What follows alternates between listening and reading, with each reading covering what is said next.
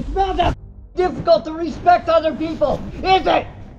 Would you mind just giving me a few minutes? I'm still in my sleeping bag. Why are you in your sleeping bag? Earlier that day, this man had found the perfect place to camp. Everything was peaceful until someone stormed into his campsite and woke him up. What happened next was something truly terrifying.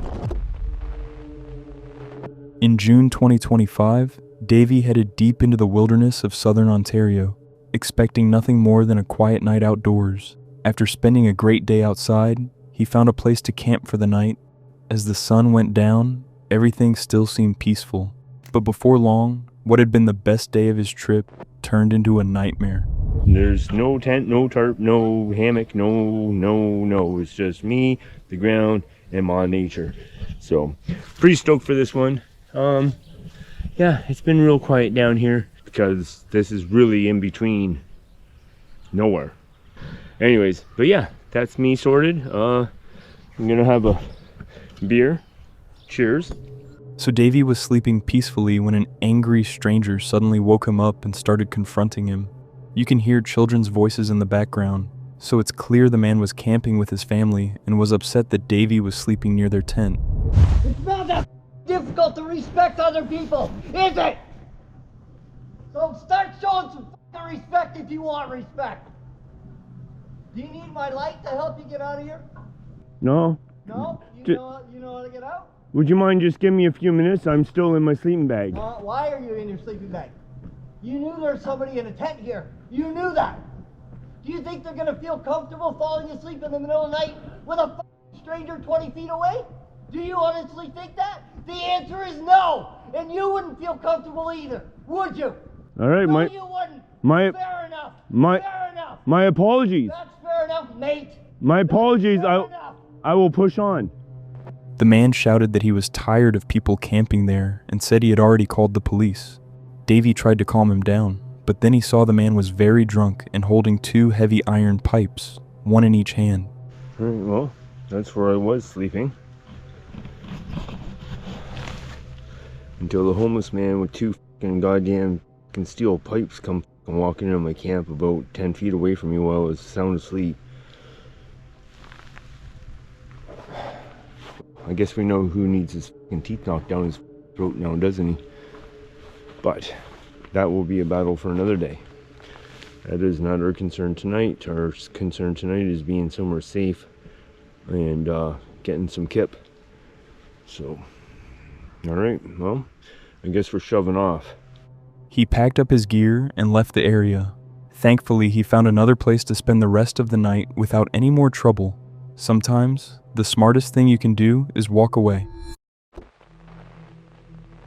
On Halloween night in 2022, Rick headed into a forest near his home to explore a century-old abandoned church.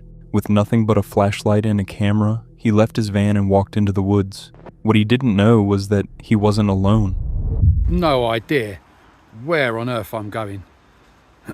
Just going to follow the, pathway. I wish there was a path. Let's just go this way.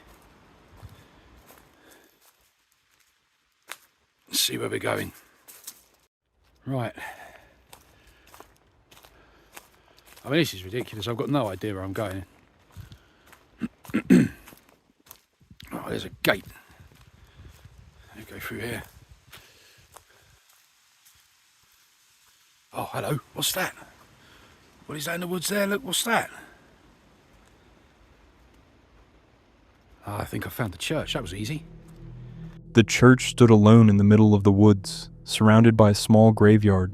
Rick walked through the graveyard for a while, looking around, but nothing seemed strange. Thinking it was just another quiet stop, he started walking back to his van. But on the way, something near the fence caught his eye. Have a look. Bye, church. The hell is that?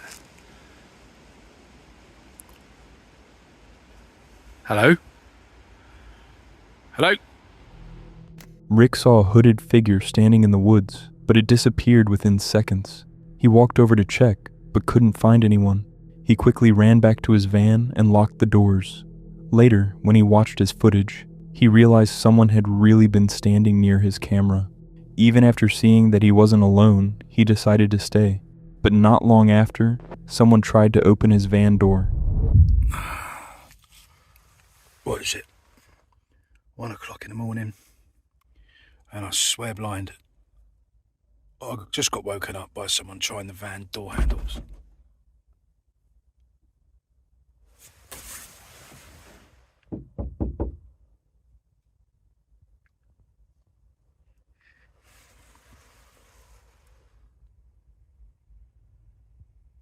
Wait, there was a knock. There was definitely a knock. Someone was trying the van door handles as well. I'm going to turn the lights out. Someone was trying the van door handles. Okay. I heard a car pull up. There's definitely a car pulled up outside. Around 1 a.m., someone tried to open Rick's van door. He waited a few minutes before looking outside and saw a car driving away. Thinking it was over, he tried to get some sleep, but about an hour later, the person came back. Right, it's happening again. I can't believe this. Let me turn the lights on. I've heard that car come back at its spot. 2:45 now. That van's come back, well, that car's come back. That 4x4 vehicle. I can't hear anyone.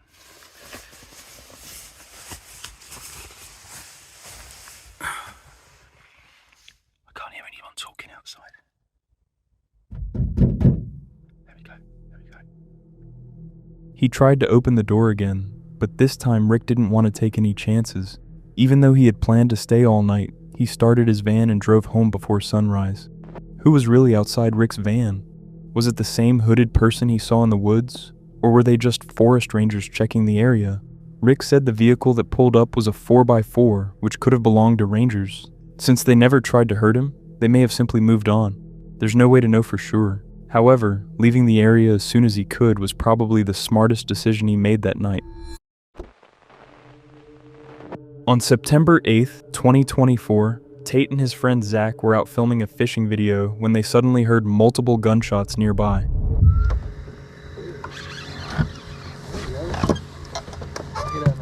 Sit down. Oh yeah, all right, toss them in the box. Yeah, can you hear me? Yeah, are you good? Are y'all good? Do y'all know what's going on? I heard there was a shooter over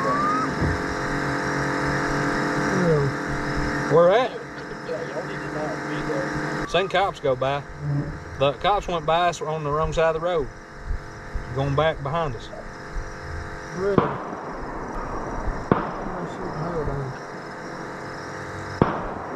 You hear that thing? Gunfire, brother. As soon as they heard the gunshots, they realized an active shooter was less than a mile away. At this moment, a shooting near the I-75 in Kentucky. The shooting injured 5 people, but fortunately, none of them were killed. Right after the shooting, Tate's wife called to tell him they were only a short distance from where it had happened, and that the shooter had run into the nearby forest. That's when Tate realized the gunman is somewhere around them. It says he's exactly where you are. Even worse, they were heading straight toward the danger. We're literally going to be driving right by where the active shooter is. Like, actually. We've heard gunshots, and we're going to just try to be as fast as possible. And I am not even trying to build this up. It's actually true. Just for reference, right here's the map of where we are right now. The gunshots literally could have been from an active shooter. No cap. Not even kidding. It's really dangerous that we're even out here right now. Luckily, Tate and his friend escaped the killer who injured several people that day. But there is more to the story. The shooter from Tate's story was Joseph Couch, who had opened fire on a dozen vehicles in Kentucky. Police searched for him for 11 days, but couldn't find him. That's when a brave Kentucky couple, Fred and Sheila McCoy, decided to join the search themselves. Sheila and I are getting ready to head out. They've got the reward up on this guy for $35,000 now. But we're going looking for this Couch guy, Joseph Couch. Joseph Couch. And for the reward, I guess you could call us bounty hunters. For 5 days, the group searched deeper into the remote wilderness, far from roads and cell service. They were looking for Joseph in Daniel Boone National Forest. As each day passed, the trails became more isolated. and they felt they were getting closer to finding him. No one's allowed to go up the road that we started up. They got it blocked off because they're in this area searching. So, but we brought our trusty dog. We can't go on the other side, but that doesn't mean that we're not in the Daniel Boone National Forest.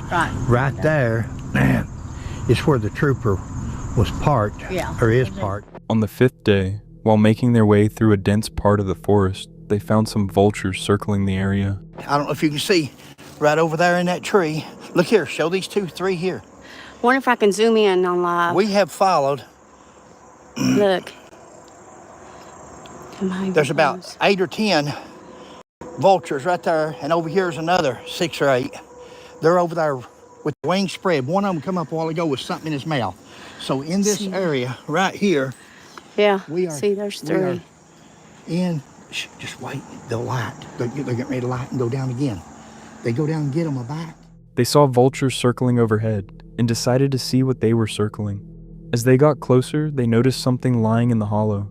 It had been there for a long time and was hard to identify. That's when they realized they had found Joseph Couch's remains. Oh! Got him! Here he is! You found him? Oh, my Lanta. I'm coming. Oh, my Lanta, you found him? He's deteriorated! Oh, my Lanta. Oh, my Lanta. Ow, sticker bars. Oh, gosh, look. Oh, gross. Investigators later confirmed that Couch had died by several days earlier after sending a final text message about what he planned to do. Although the couple didn't find him alive, their discovery finally brought the search to an end and gave the community some answers. Their bravery also earned them the $10,000 reward. Luke had been returning to this spot in western North Carolina for years.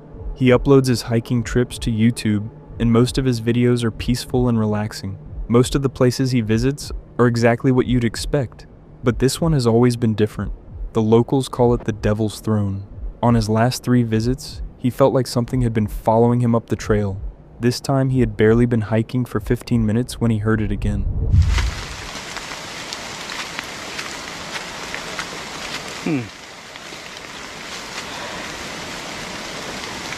That's weird. I thought I heard footsteps. I couldn't tell if it was in front of me or behind me. I could just hear wet stomping. I know one thing for certain. I am out here by myself. The pullover to get onto this trail is big enough barely for my truck. So nobody else is up here. Well, no human anyways.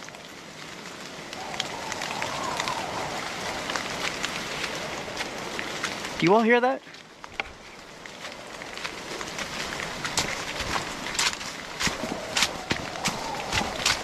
Let's go down here real quick and see if we can see it.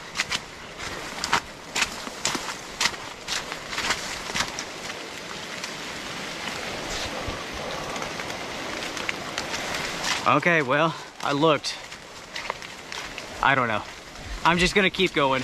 He stopped and listened as the sound of wet footsteps came from behind him. He knew he was alone because the small pull-off at the bottom of the trail only had room for his truck. There had been no one else there when he started hiking. But this wasn't the first time something strange had happened there. He also shared footage from an earlier visit, and whatever made that scream didn't sound like another hiker. I'll tell you about the stories that I've read. They are quite interesting.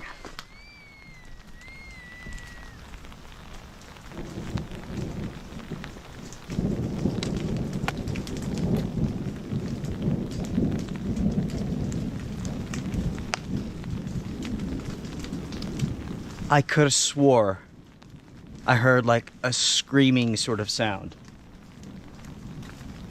It happened twice from over here somewhere. There are no trails out this way. There's absolutely nothing.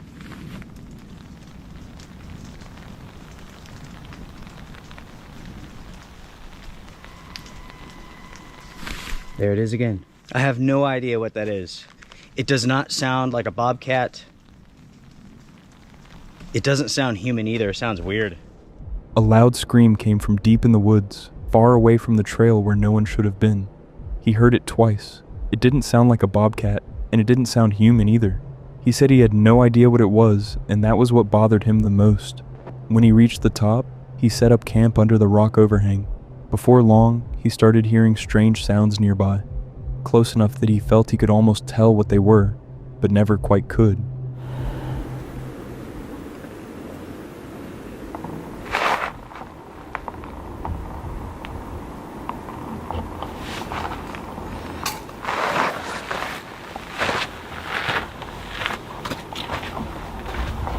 I wish I could tell you all what that is, but I do not know.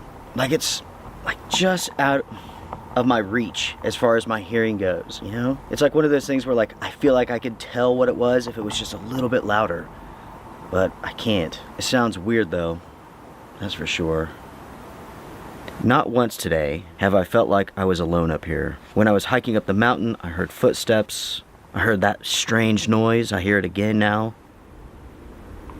This is part 4 of the Devil's Throne series, and likely it'll be the last part. He said he never felt alone that entire day. From the moment he started hiking to sitting under the rock in the dark, he had the constant feeling that something was nearby, but never showed itself. He stayed awake all night in his chair, unable to sleep. Even after 3 years of returning to the Devil's Throne, he still has no explanation for what he experienced. In May 2026, Sydney was driving through the Georgia mountains when her brakes nearly failed on a steep downhill road. Later that evening, she found a campsite by a creek and pulled in. There was already an old tent and an abandoned campsite in a spot where no one would normally camp. She even told the camera she probably shouldn't stay, but with nowhere else to go, she made dinner and decided to spend the night anyway. Do I go up to it?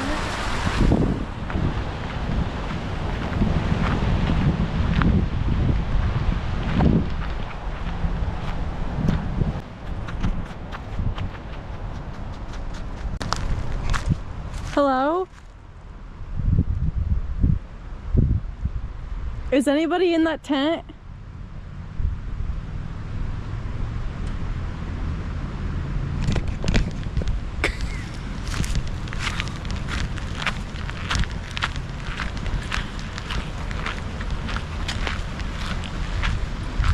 I'm in a pickle, guys. I'm in a pickle.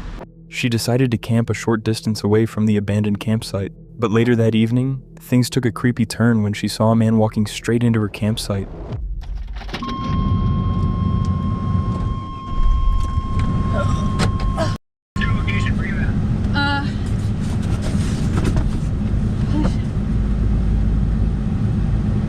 Dude, I'm like scared. Holy, I don't know where he went. Wait. Oh. Holy. You okay? Yeah. But there's some like guy right there. Right where? Like he just like walked through my campsite. Holy shit. I'm shaking right now. What? I'm shaking too. I feel like I shouldn't like be like shaking this bad. I don't know, like, hold on. Oh. Do you need to call the cops or anything? No, but holy shit, brother. Oh my god, dude.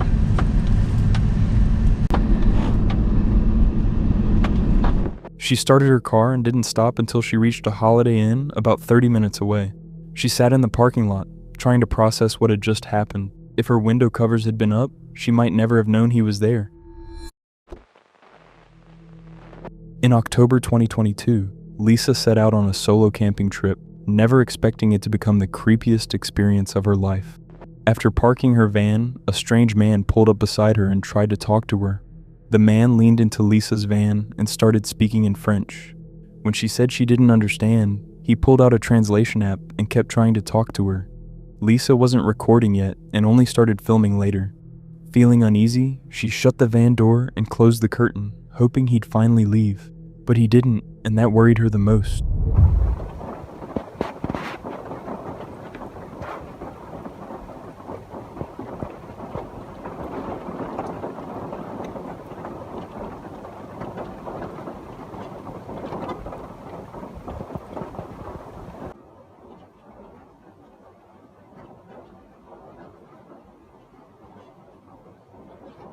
Okay, he just moved even closer so that I can't move out and so that I can't go forward.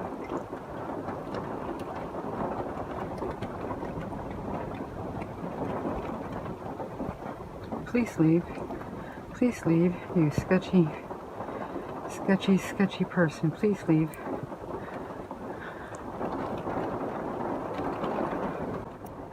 Instead of leaving, the man hid in the bushes and watched Lisa from a distance. He even kept moving his car closer, blocking her van for over 30 minutes. It's been like a half an hour and he just keeps on moving his vehicle so he can see in my van here. And anyways, it's 7 o'clock, 7 p.m. It's raining pretty hard and he is just such a creepy person, and I didn't trust him when he was trying to talk to me earlier. When Lisa decided to leave for obvious reasons, a family in an RV pulled into the parking lot, making Lisa feel much safer.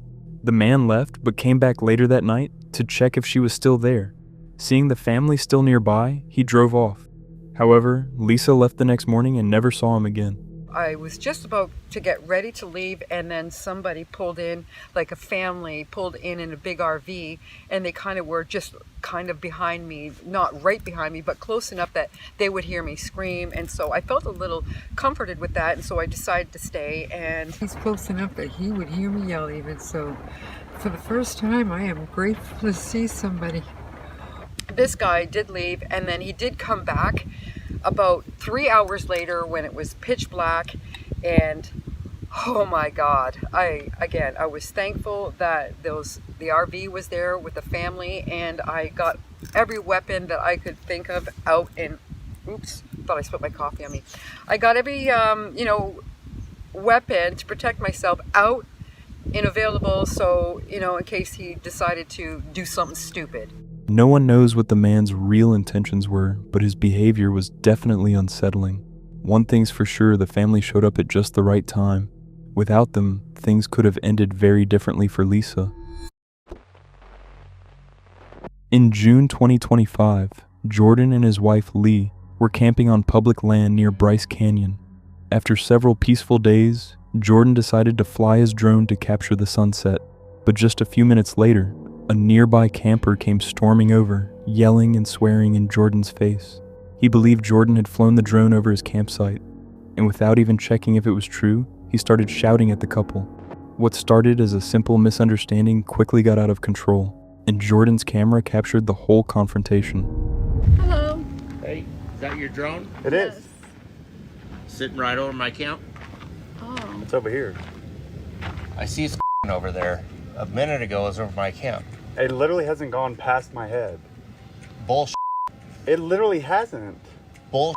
I can show you my videos. Listen, that's Sir, where I'm staying. Don't fly your drone over my camp. You think I care about your camp more than these mountains? You want me to kick your Is that it? Is that the best result? Is that the way you want to go? I mean, I'll go that way. I don't have a no problem one's with it. trying to look into your camp. We'll put the drone away. I'm just trying to get these mountains. That's the answer. That's not the answer. I'm gonna give shots. You put the drone over my camper, I'm gonna kick your. That's fine. Look, the drone will not go beyond this fan. It has not a minute ago. Well, if it did, I apologize. But you off, I'm gonna kick your so you get it over there again. Yeah. You understand? Sure. I understand. You had the right answer. Sorry about that. We'll put the. I'm not just trying to get the mountain. I'm just trying to get the mountains. I have nothing. The mountain's over there. Yes. Look. You just had it over my camp. Because I'm shooting going towards the mountain. I don't care what you're shooting. Going towards the mountain. Don't put the drone over my camp. You understand? We won't put the drone over your. Just stop talking to him. Stop talking to him. Sir, I told you it won't. Wipe your I said it won't go past the van. Do it again. Sure. And I'll you up. Sure. It won't go do past the mountain, do the mountain. It won't go past the van. I already said that. Good answer. I said that before. Dude, I'll shoot the drone out of the air and I'll kick the out of your Sure. ass. Sure. I won't bring it towards your van. Good idea. Yes. You just put the drone away. I'm not putting the drone away. I'm getting my shot like I was in the first place. After the argument, Jordan tried to fly his drone again, but as soon as the man heard the drone, he came back even angrier than before. Excuse me? Sir, just go back to talk about some more? I said I'm not putting the drone away like she said because I'm going to get my shot. And then I'll put the drone away. But he's not gonna go over your. I'm not going to your RV, dude. You already were. I'm about to kick anyway. I can literally show you the videos I'm I took. about to you up anyways. Okay. So knock it Okay, off. we're done. We're done. Don't put it over my Sure, camp. I already said that. That's all you have That's to. fine. Then shut the up, dude. You're still here. I am. Babe, stop. And you're about to get ready to get in trouble. You just put the drone away. It's not worth it. Dude, just go away. No, you just watch yourself. Bro, I'm not flying it over. Shut your You're mouth. talking to me. I am. Okay, we're done then. We're done. That's enough. I won't fly it near your RV, like I said before. Dude, okay? Is this your place? Yes. Okay, good to know. Do something. Babe, stop. Don't About say good what? to know. Don't listen. If Please stop. Please stop. if you're gonna threaten me, just Please like stop. I wouldn't threaten you, what do you expect? Is this your place? No. I didn't say that to you.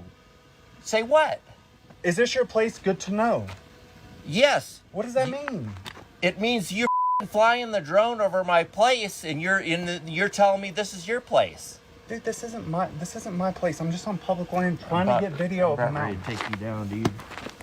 Dude, Just stop. Stop. You should please. be careful. Stop. listen. Okay. Hold on. Let's just start over. I'm gonna Let's get your just start over. license plate. You Let's- don't know who the I am. That's fine. Let's start over. No, I ain't starting over. Keep your drone off the top of my place. That's fine. It. Okay. You've been here for a while since I've been there. I have. No problem. Your Sure. drone just flew over my place. And I Keep the apologize. And That's all you had and to answer, dude. Well, because I didn't fly it over your RV, but I apologize if it went over it. Even though Jordan apologized and stayed polite, the man kept yelling at the couple. Later that evening, the man suddenly drove away, leaving his RV behind. Not knowing where he had gone or what he might come back with, Jordan and Lee decided not to take any chances. They packed up their campsite and left before he returned. It was clear the drone had never been filming the man's RV. He seemed to be exaggerating the situation. It's impossible to know why he drove away and left his RV behind, but Jordan and Lee made the right decision by leaving before he came back. In February 2022, Tara from TerraTreks looked back on her journey along the Appalachian Trail. Her channel usually focused on the beauty and freedom of long-distance hiking, but this time she shared a very different experience. She talked about the trail shelters that were meant to keep hikers safe, but sometimes left her feeling uneasy and unsure of who she could trust. She remembered one night when her group met a man named James Jordan at a trail shelter. After spending only about 15 minutes with him, they all felt that something wasn't right. Trusting their instincts, they left the shelter and camped outside in the hail instead. However, 2 weeks later, they learned something shocking. The same man they had met was arrested after killing another hiker on the Appalachian Trail named Ronald Sanchez Jr. There was one time though that asking a couple questions helped us determine that we were not going to be staying in a shelter because the guy who was in there was mentally unstable. In 2019, James Jordan killed Ronald S. Sanchez Jr., otherwise known as Stronghold, at a campsite on the Appalachian Trail.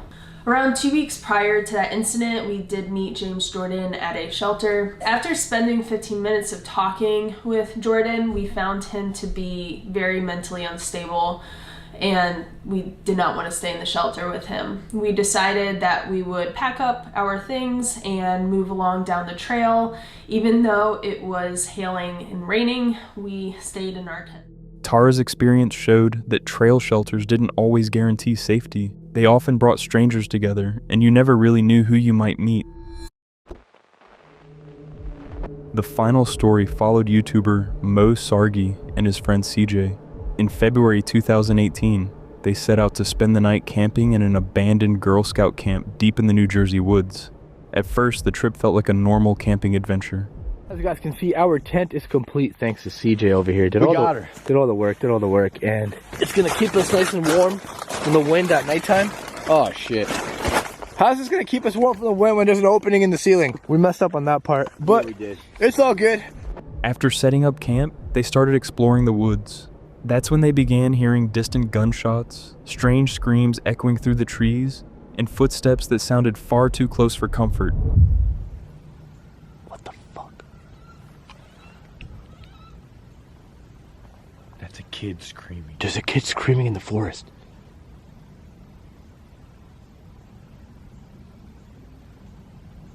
Dude, what the fuck? What the hell? Guys, there is a legit kid screaming in the forest. First we heard gunshots. That's a bird. First we heard gunshots and... Those are birds. Alright, those are birds, but there's a kid in the woods screaming, guys. Right after the gunshots, right? Yes. They assumed it was just birds and continued with their day. As the sun went down, the temperature began to drop. They got into their tent and tried to get some sleep, but not long after, they heard a splash in the lake. They went outside to check what had made the noise. Turn your light on, turn your light on. My light's on. Dude, I heard something splash. What? What the f is that? Bro, what the f is that, dude? I don't know what the fuck that is, but what the fuck is that? Guys, we just heard a splash in the water. Whoa. Dude, what the hell is that? There's somebody there. Hello? I'm gonna try to retrieve this, bro. Dude, I'm gonna walk up. I can't reach. I'm gonna fall. I'm gonna fall in. Oh, I just got it.